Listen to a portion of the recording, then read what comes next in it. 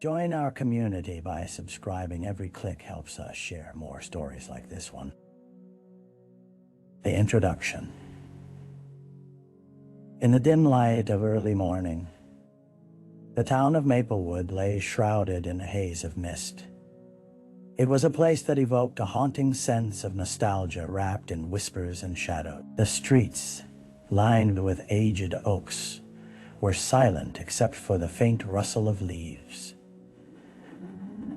The vibrant colors of autumn had begun to fade, leaving behind a skeletal frame of branches against the gray sky. On one particular October day, a chilling discovery would shatter the tranquility of this small community, awakening long-buried fears and secrets. At the edge of Maplewood, nestled within a quiet wooded area, the rusted gates of an old playground loomed ominously. It had been years since laughter echoed off its creaking swings and slides. Now it appeared more like a graveyard of forgotten memories. As local authorities began their routine checks, an unsettling odor wafted through the chilly air, drawing the attention of a park ranger. He brushed aside the underbrush, revealing a partially buried object that sent adrenaline coursing through his veins. A small, worn backpack. It looked innocent enough, but the ranger's instincts screamed otherwise. Within moments, the tranquility shattered as the sirens wailed, piercing the early morning stillness. News spread like wildfire, sending every resident scrambling for information and safety. Maplewood, a town known for its quaint charm, was about to be thrust into a dark narrative, one that would challenge its very essence. The victim. The investigation began in earnest as a crowd of worried townsfolk gathered at a distance, their faces pale under the cloudy sky. The forest, usually inviting, now felt sinister. The backpack, once a playful accessory in a child's life, contained fragments of a past that would soon unravel into tragedy. Inside were crumpled pages of colorful sketches, a half-eaten snack, and a stuffed toy, an innocent relic of a young girl named Lily Monroe. Lily was the very embodiment of youthful exuberance, a sweet 8-year-old with sparkling blue eyes and a head full of unruly curls. To her loving parents, Sarah and Mark Monroe, she was everything. Energetic and curious, she often wandered beyond sight, exploring the world with an open heart, her laughter echoing through the neighborhood. In the days leading up to the tragedy, Lily had been excited about a school field trip to the nearby nature reserve, her eyes alight with the thrill of adventure. But as the investigation began stitching together the fragments of her last known moments, it became painfully clear that she had not gone on an innocuous school trip. Her family's grief, palpable and raw, gripped Maplewood. As news of Lily's disappearance coursed through the veins of the town, residents whispered in disbelief, recalling her beaming smile and the way she effortlessly charmed everyone around her. Hours turned into days, and desperation mounted as police began canvassing the area. Passing moment weighed down by uncertainty and dread. In a community that had always felt safe, the absence of Lily's laughter created a gaping void, leaving a haunting silence in its wake. The crime scene. As the sun dipped below the horizon, casting long shadows across the forest, a team of forensic investigators arrived at the playground. They moved carefully, like phantoms gliding through the gloom, their presence both ominous and professional. Yellow tape fluttered in the cold breeze, marking the perimeter of the crime scene and containing the palpable tension that hung heavy in the air. The backpack, now lifted for scrutiny, had given rise to a search that extended beyond mere curiosity. Was a race against time, and every detail mattered. Nearby, the stillness of the playground was breached only by the crunch of leaves beneath heavy boots. Investigators began combing through the area systematically, laser focused on finding any trace of Lily. Every inch of the ground was examined. They discovered small patches of soil disturbed at the base of a nearby tree, suggesting that something had been hastily concealed. A shoveling of dirt nearby caught the lead investigator's eye, and he motioned for his team to document the site. Perhaps this was a place for overwrought thoughts or malice. The feeling was unnerving as they uncovered the buried remnants of a child's carefree existence, say, pink ribbon, a broken crayon, the faint scent of cinnamon that clung to the autumn air from fallen leaves. Under the thick canopy of trees, the serenity turned desolate. The laughter that once danced through the swings was now choked by the looming reality it was missing, and the playground held secrets yet untold. As night descended, the investigators felt the weight of their task. The search for answers had turned into a dark path, one that would lead them through the twisted corridors of a town that had always prided itself on safety. With each discovery, the air grew thicker, and the sense of urgency intensified. The clock was ticking, and time was a relentless pursuer, shadowing them in their pursuit of the truth. The early investigation. As night clung to the town like a damp shroud, detectives huddled around a cramped conference table in the Maplewood police station. The evidence from the playground had been methodically cataloged, yet a sense of unease washed over them. Investigators, armed with reports and laptops, pored over Lily's last known movements, attempting to construct a timeline that might lead them closer to her whereabouts. Her disappearance was sudden, witnesses were scarce, and those present during her last playground visit had been fleeting. They sifted through interviews, each recounting snippets of that sun-drenched afternoon when she had played joyfully with friends, blissfully unaware of the horror that loomed closer than anyone suspected. Detective Jacobs leaned forward, rubbing his temples. "We need to canvass the area again, check backyard security footage, local drivers, anyone who might have seen something unusual." The urgency in his voice reflected the mounting pressure to find answers, as the town's peace hung by a delicate thread. As the hours dragged on, they resorted to tracking down Lily's last visitor seat child's parents, questioned about any relevant details, however trivial they may seem. It was bewildering. Idyllic Maplewood rarely faced such sinister reality. Yet, in this dark chapter, even familiar faces appeared shrouded in suspicion. With each interview, a pattern emerged. The same names mentioned with hesitance, whispers about shadows seen lurking between the trees.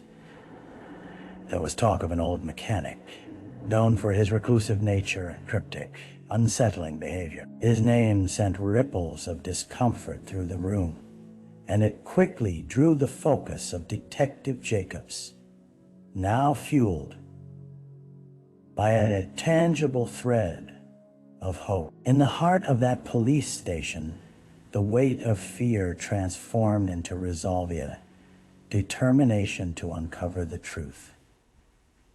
The aftershocks of Lily's absence echoed throughout Maplewood, and the clock remained ticking. The dead ends, as the days morphed into a blur of worry and frustration. The investigation faced numerous dead ends. Detective Jacobs, now laden with fatigue, retraced the steps that had lingered too long in the shadows. Each lead seemed promising at first glance, a fleeting sighting here, a vague tip there, but inevitably led to a brick wall.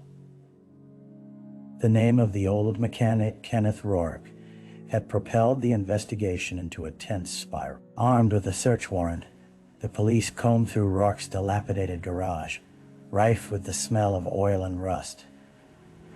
tools lay scattered about as if hastily abandoned. Despite their thoroughness, he was elusive, having seemingly vanished without a trace, leaving behind a trail of unanswered questions and a cloud of suspicion. As the team dissected the past week's findings, the walls of the conference room seemed to close in around them. Frustrations flared. Detectives raised their voices over cups of coffee gone cold, fueled by anxiety. Family members, once hopeful, were stirring with despair. As leads fizzled, the realization that they may be running out of time weighed heavily in the air. At the local school, friends recalled their last days alongside Lily with thin smiles masking their growing fears.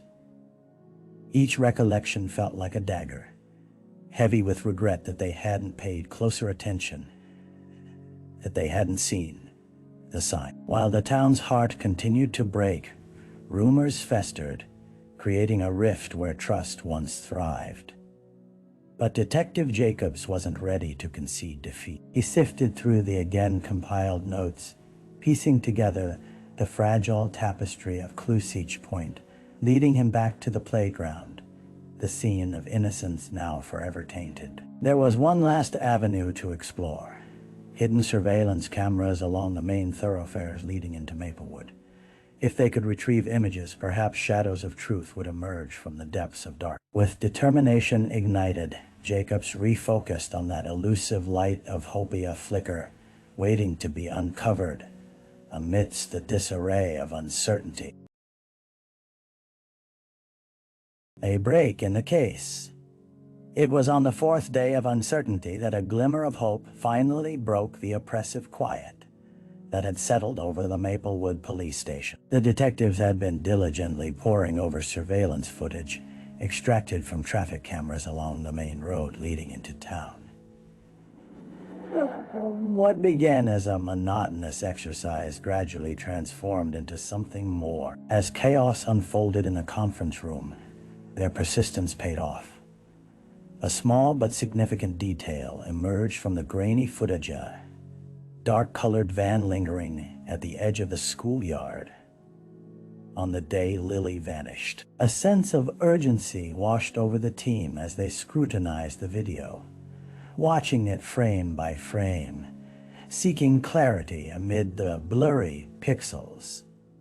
Suddenly, a familiar outline appeared: a young boy in a striped shirt beckoning a small figure near the van. The moment was fleeting, but in those seconds, the detectives captured a tangible connection, one that ignited fervor into their search.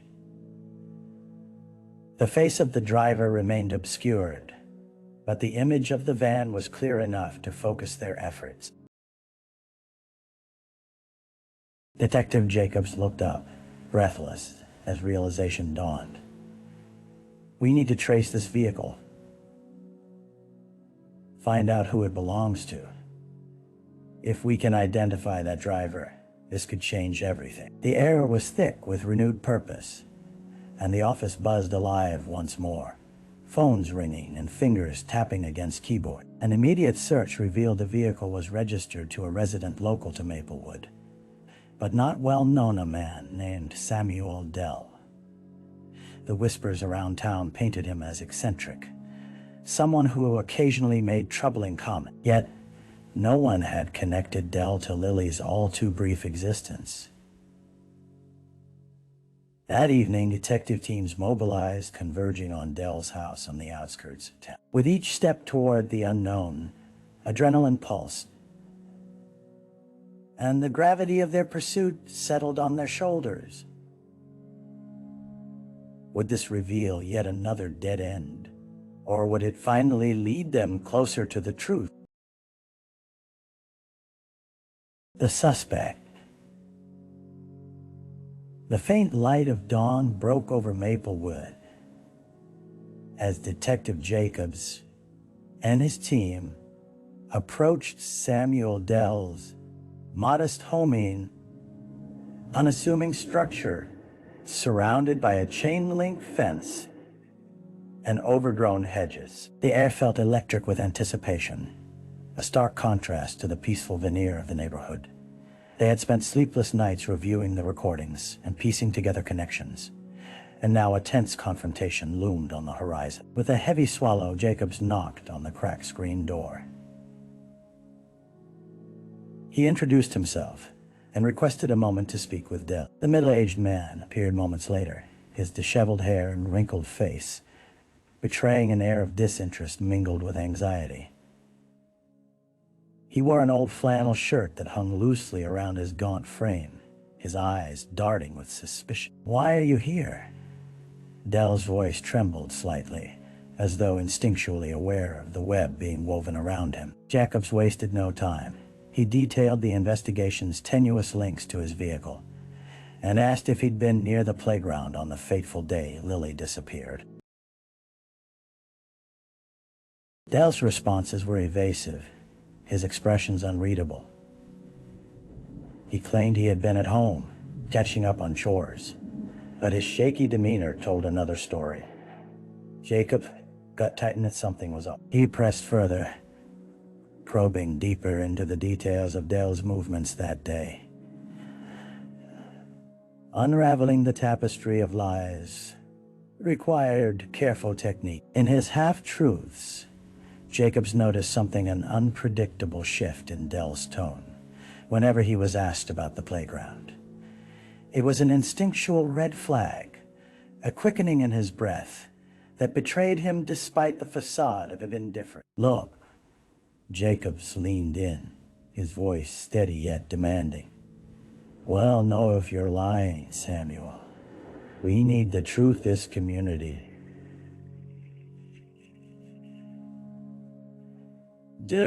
At that moment, Dell's defensive facade crumbled, layers of fear and desperation breaking through like shadows cast in the sunlight. The detectives pressed on, for the veil between truth and deceit had begun to lift, revealing the possibility that the very heart of Maplewood lay in the clutches of an unseen menace. The trial. Months passed since the harrowing discovery of Lily's absence, the cold grip of panic slowly yielding to a simmering resolve. As the trial date approached, the Maplewood courthouse, typically a bastion of civic pride, seemed cloaked in a veil of sorrow.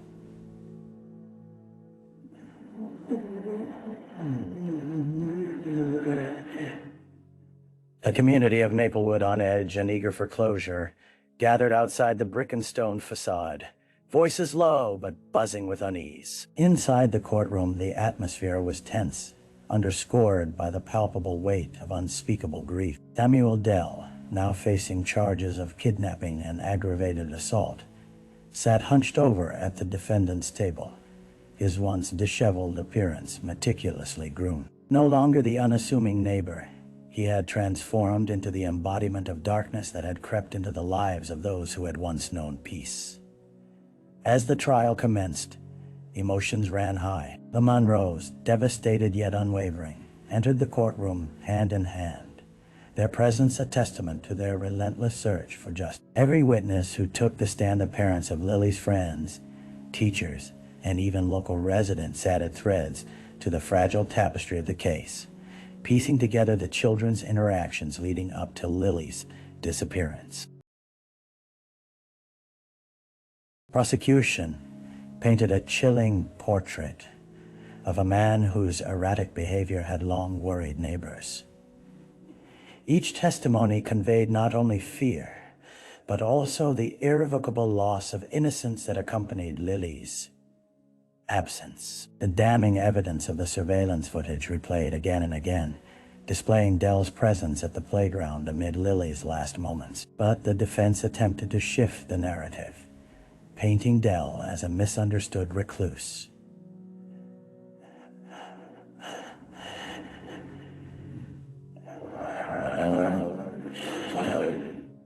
An eccentric figure whose harmless quirks had been misconstrued. Yet,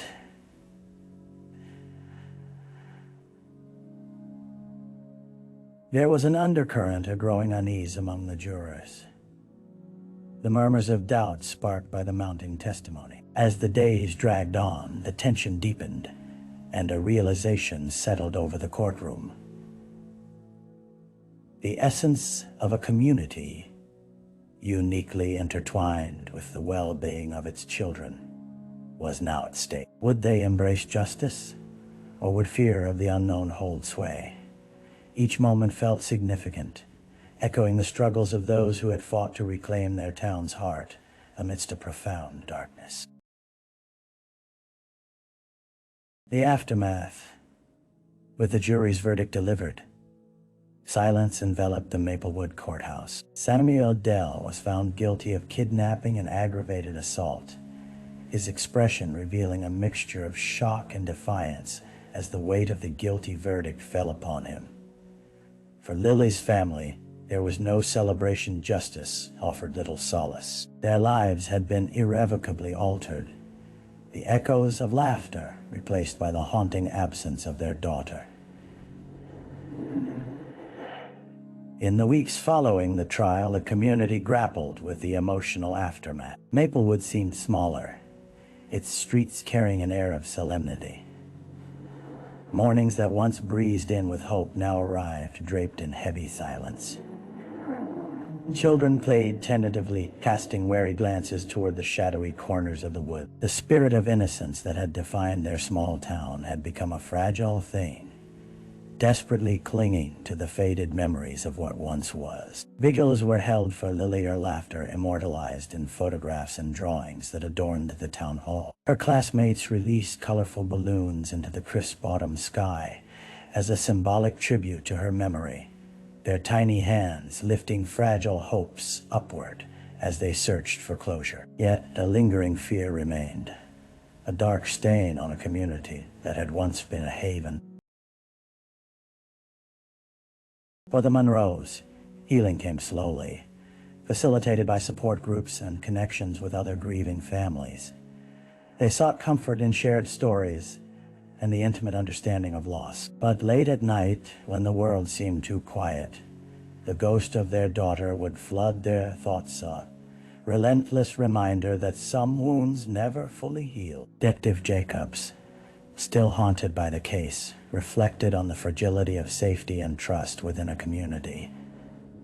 He was determined to ensure Maplewood would rise again, not as a bleak memory of tragedy, but as a space of remembrance and resolve. He organized local outreach programs aimed at vigilance, education, and rebuilding a chorus of collective safety, a movement fueled by love overshadowing fear. In the heart of it all, Lily's spirit continued to inspire, a radiant beacon urging the town to unite against the shadow. Maplewood would learn to embrace remembrance while holding fast to hope, a resilient spirit refusing to wane in the face of adversity. Reflection.